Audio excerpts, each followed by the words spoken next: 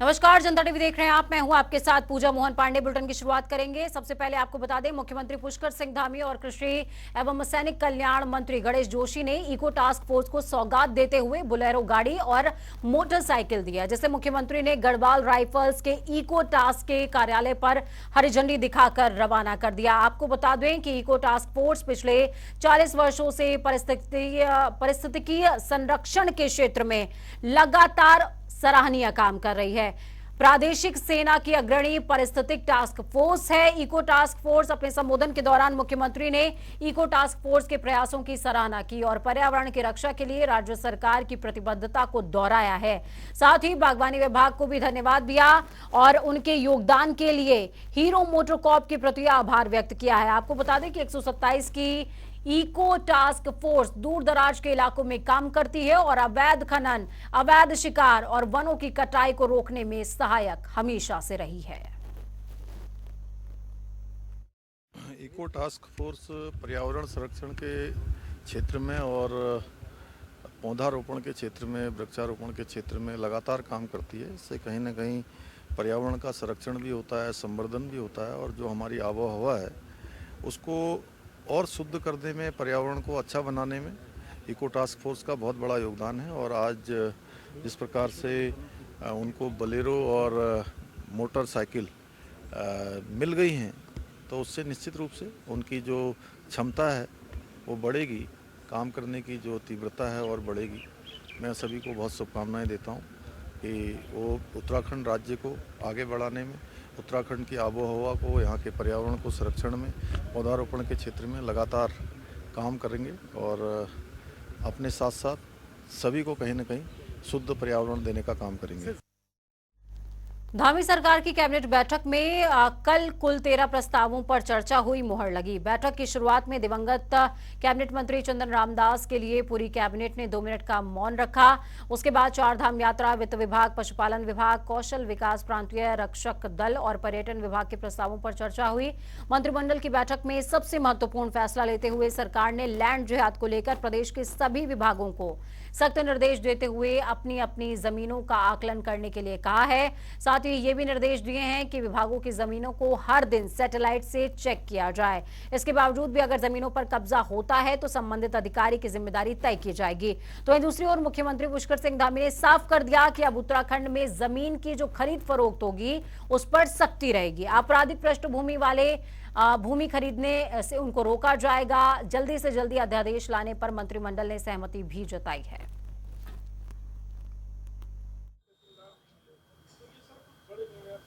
देखिए, कृषकों के हित में, क्योंकि इंटरप्रेन्योरशिप को बढ़ाने के लिए, कृषकों का योगदान बढ़ाने के लिए, पशुपालकों को सुविधा देने के लिए हम पशुधन मिशन इस पर जो है आज निर्णय किया गया है। निश्चित रूप से इससे पशुधन के क्षेत्र में काम करने वाले कृषकों को बहुत बड़ा प्रोत्साहन मिलेगा, उनको आगे बढ़ने का अवसर मिलेगा। इसके साथ साथ जो ज़मीनें हैं पहले बेरोक-टोक खरीदी जाती थी, उस पर अब जांच होने के बाद, पूरी पृष्ठभूमि जांचे जाने के बाद कि आखिर किस लिए उत्तराखंड में ज़मीन लेना चाहते हैं, किस लिए वो रहना चाहते हैं, किस लिए आना चाहते हैं, उन सभी चीज़ों की जांच होने के बाद ही अब इस पर निर्णय हो पाएगा। अभी हमने कहा है कि कल से ही जो है इस पर सब पर रोक लग जाएगी और साथ में अन्य भी सेतु जो नीति आयोग की तर्ज पर बनाने का भी आज मंत्रिमंडल में हमने फैसला कर लिया है। उससे बहुत सारी चीज़ों पर, बहुत सारे निर्माण कार्यों से लेकर नवाचार करने में राज्य के अंदर अनेकों जो विभाग हैं उन सभी को सहायता मिलेगी और जो नया उत्तराखंड है, संकल्प नए उत्तराखंड का, वो साकार दिशा में आगे बढ़ेगा। कुमाऊं मंडल विकास निगम यानी कि KMVN की ओर से संचालित आदि कैलाश यात्रा आज से शुरू हो गई है। हल्द्वानी के काठ गोदाम से शुरू होने वाली 8 दिवसीय यात्रा का पहला पड़ाव पिथौरागढ़ होगा। हालांकि उच्च हिमालय क्षेत्र में लगातार बारिश और हिमपात के चलते यात्रियों के लिए ये यात्रा साहस और खूबसूरती से भरी होने वाली है। आदि कैलाश यात्रा का पहला दल, जिसमें देश के अलग अलग राज्यों के 19 यात्री शामिल हुए हैं, काठ गोदाम स्थित कुमाऊं मंडल विकास निगम के गेस्ट हाउस में आदि कैलाश यात्रियों का KMVN के MD विनीत तोमर ने अपने विभागीय कर्मचारियों के साथ भव्य स्वागत किया। यात्रियों से निवेदन किया कि यात्रा के दौरान उच्च हिमालयी क्षेत्रों में किसी भी तरह की दिक्कत होती है तो वो तत्काल यात्रा गाइड को सूचित करें। तो वहीं यात्रियों ने बताया कि वो आदि कैलाश यात्रा को लेकर बेहद उत्साहित हैं, क्योंकि उन्हें बाबा भोलेनाथ के दर्शन का सौभाग्य मिला है। देखिए, इस बार हमारी यात्रा आज से प्रारंभ हो रही है। हमने लगभग 34 ग्रुप में यात्रा प्रारंभ करनी है इस बार। 20 ग्रुप जो हैं हमारे मानसून से पहले जाएंगे, जुलाई तक जाएंगे, और बचे हुए 14 ग्रुप हमारे अक्टूबर नवंबर में जाएंगे। आज पहला ग्रुप है, इसमें लगभग 19 व्यक्ति यात्रा के लिए जा रहे हैं। ये काठगोदाम से काठगोदाम का जो लेक है, इसमें 8 दिन की यात्रा है। आज यहाँ से प्रारंभ करेंगे, भीमताल, हमारा कैंची धाम, चितई और जागेश्वर होते हुए पिथौरागढ़ जाएगी। कल पिथौरागढ़ से धारचूला जाएगी। धारचूला में हमारे मेडिकल और बाकी जो इनरलाइन परमिट की चीज़ें होती हैं वो होना है।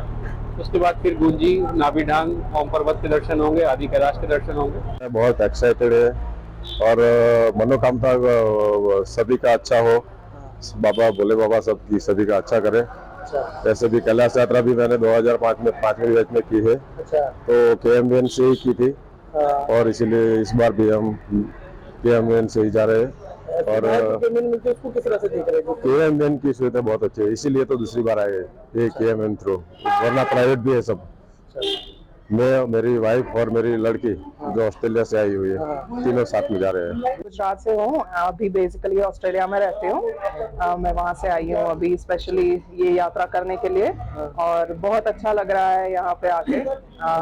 बहुत एक्साइटेड है सभी लोग यात्रा करने के लिए और दर्शन की इच्छा चाहते हैं बस। अच्छा, क्या मनोकामना लेके जा रहे हैं? मनोकामना भगवान आपकी पूरी है, कुछ ऐसी मन में? दुनिया में सब खुश रहे, बस यही मनोकामना है। सब खुश रहेंगे, हम भी खुश रहेंगे। हम लोग आदि कैलाश यात्रा के लिए आया था। इन्होंने डॉक्टर मनोज 2018 में ये लोग बुक किया था, लेकिन उस टाइम वो लैंडस्लाइड का वजह से कैंसिल हो गया। अच्छा, अभी हम लोग ये फर्स्ट बैच में ट्राई किया, इसलिए आया। क्या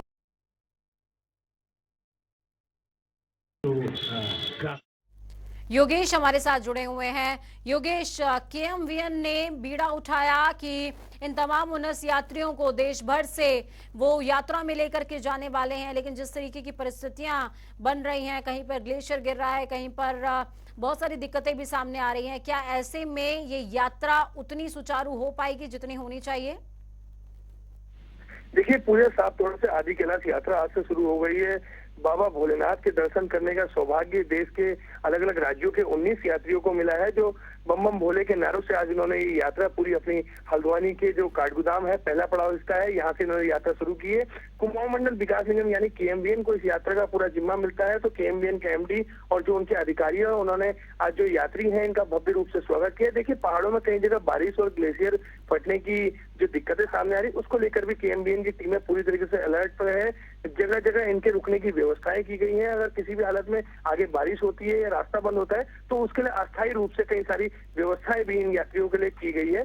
तो कहीं ना कहीं जो 19 यात्री हैं देश भर के, उनमें आदि कैलाश की यात्रा को लेकर बेहद उत्साह देखा जा रहा है। जी, बहुत शुक्रिया योगेश हमारे साथ जुड़ने के लिए, अहम जानकारी साझा करने के लिए। तो अनंत की यात्रा है आदि कैलाश यात्रा, और इस अनंत की यात्रा में देश भर से ये 19 यात्री निकल पड़े।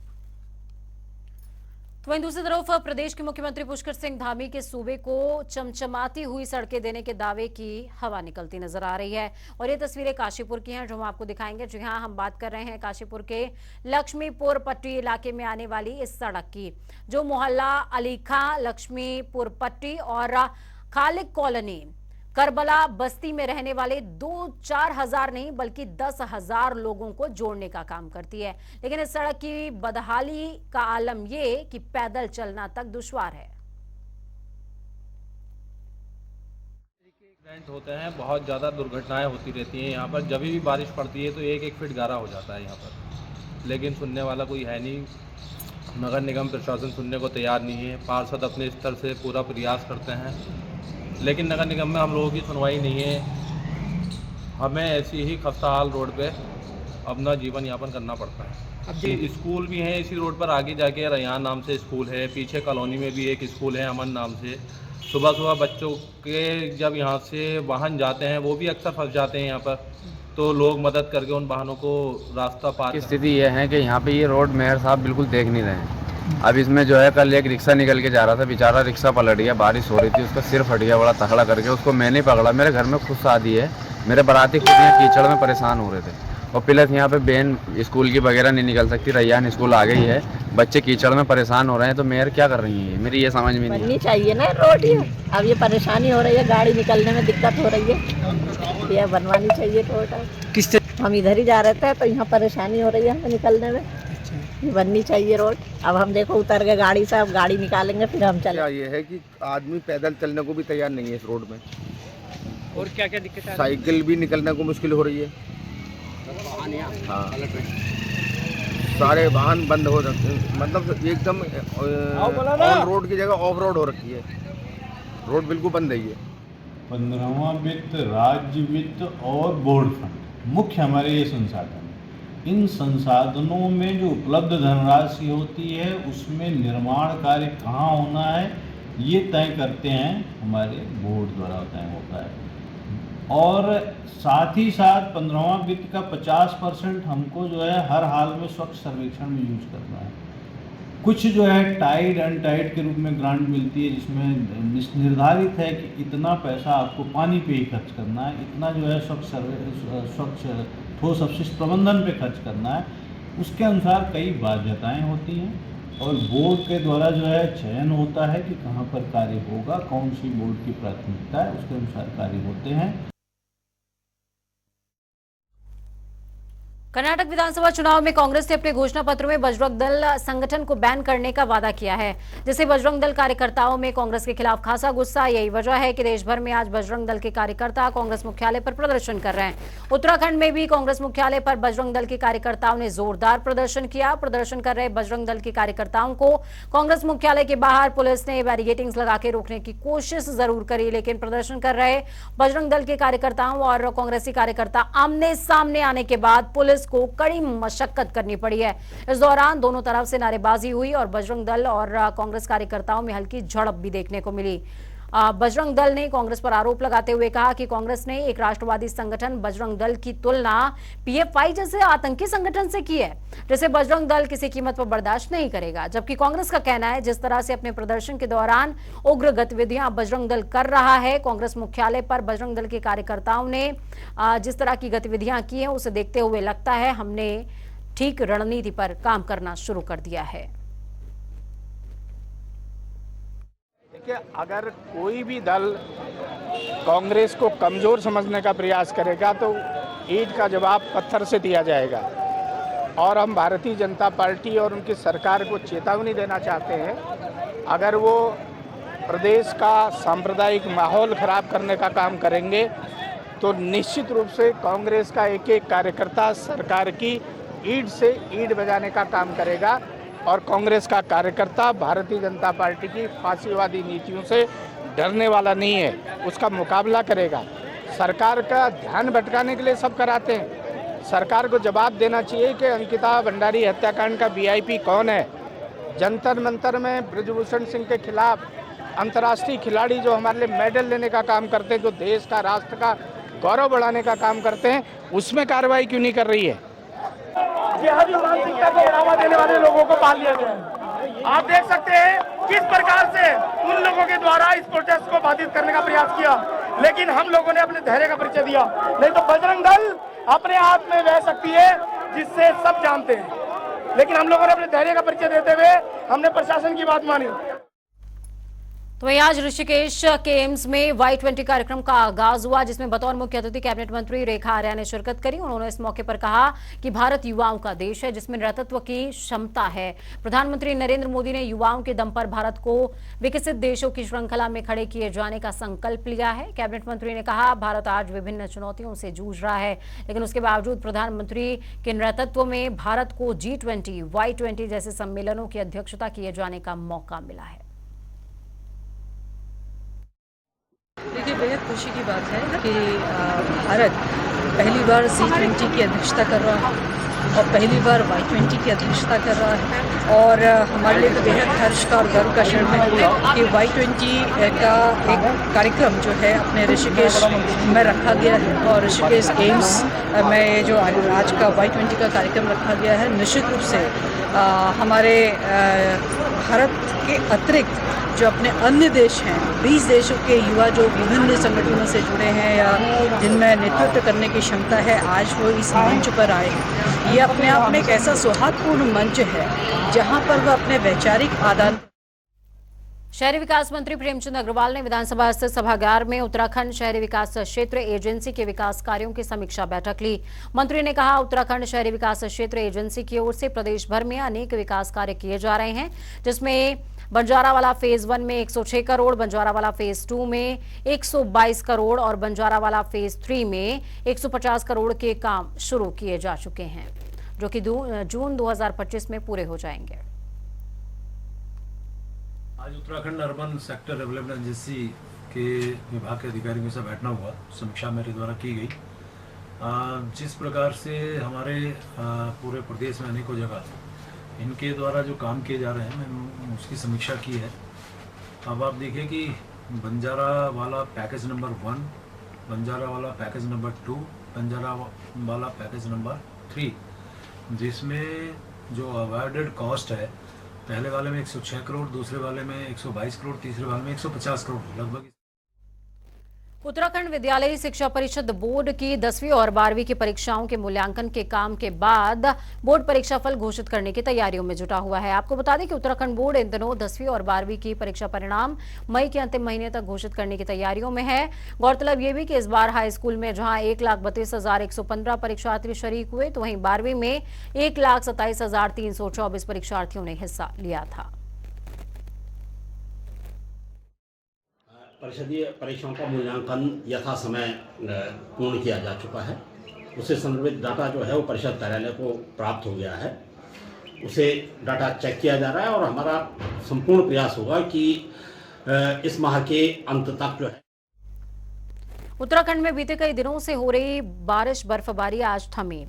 मौसम विभाग के पूर्वानुमान के मुताबिक 3 मई तक अलर्ट जारी हुआ था, जो कि काफी हद तक सटीक साबित हुआ। गौरतलब ये भी है कि मौसम में सुधार होने के बाद चारधाम यात्रा सुचारू हो चुकी है।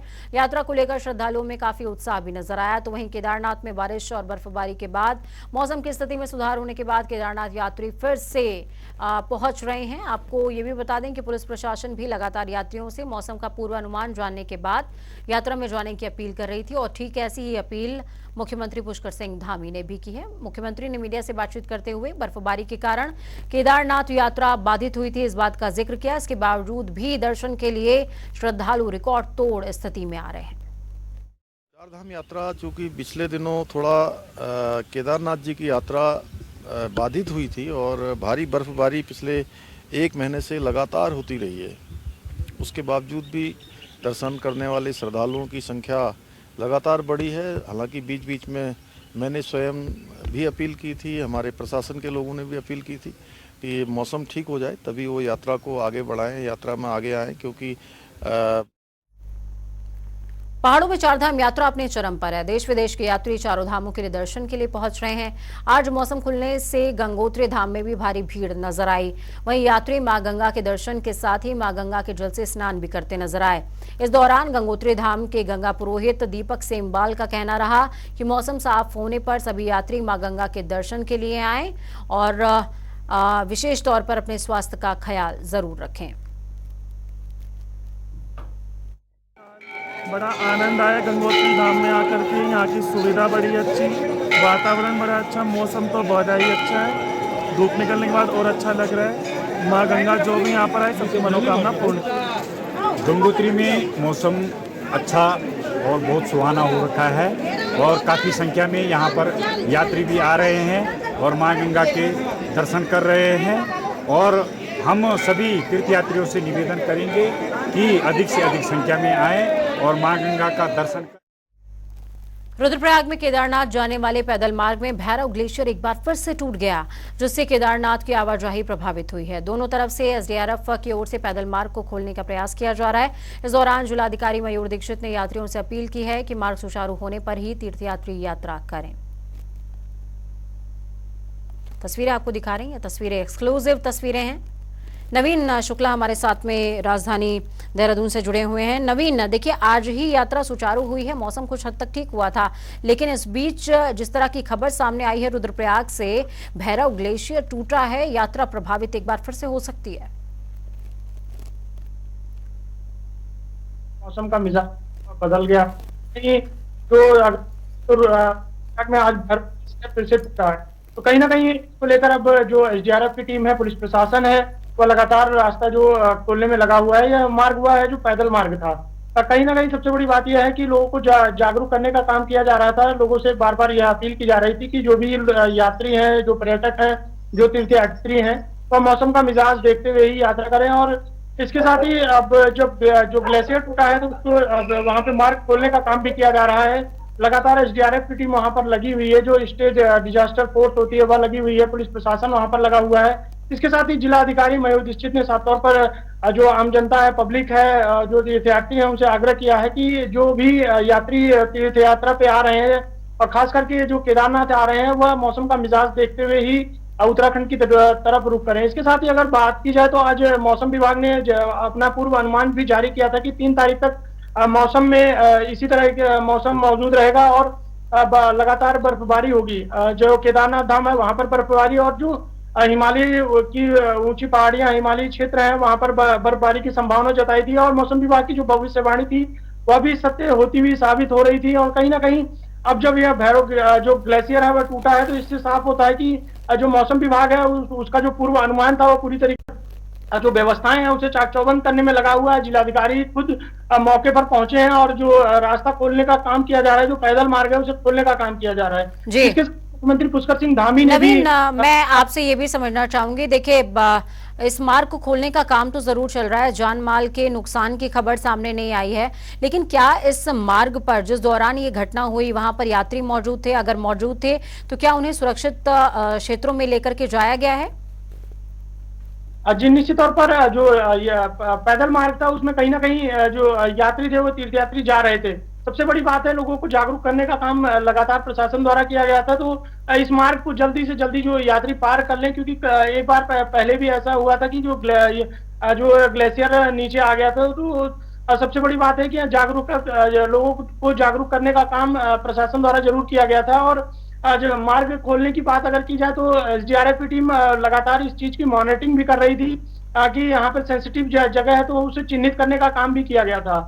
और सबसे बड़ी बात यह है कि जब ग्लेशियर के जो बर्फ है वो जो पैदल मार्ग है वहां पर आ गई है, तो उसे खोलने का काम किया जा रहा है, क्योंकि दोनों तरफ जो है रास्ते को बंद हो गए हैं। तो कहीं ना कहीं जरूर दिक्कत आएगी, लेकिन जो एसडीआरएफ की टीम है, पुलिस प्रशासन है, वो लगातार मौजूद है और वहां पर जो बर्फ हटाने का काम किया जा रहा है। शासन और प्रशासन लोगों को लगातार ये जागरूक करने का काम भी कर रहा है कि जो भी यात्री यात्रा में आ रहे हैं वो मार्गों का ध्यान रखते हुए आए, मौसम का ध्यान रखते हुए आए। इसके साथ ही मुख्यमंत्री पुष्कर सिंह धामी ने भी खुद यात्रियों से अपील की है कि जब भी वह यात्रा करें तो मौसम का पूर्व अनुमान लगाकर यात्रा करें। इसके साथ ही जो वहां पे जो रहने की व्यवस्था है उसका सुचारू रूप से जब जो निर्धारित हो जाए इसके बाद ही यात्रा करें। तो कहीं ना कहीं शासन प्रशासन और मुख्यमंत्री पुष्कर सिंह धामी लगातार यात्रा की मॉनिटरिंग कर रहे हैं और लोगों को जागरूक करने के लिए अभी अपील कर रहे हैं कि यात्रा जो भी यात्रा करें वह पूरी तरीके से तैयारी के साथ करें।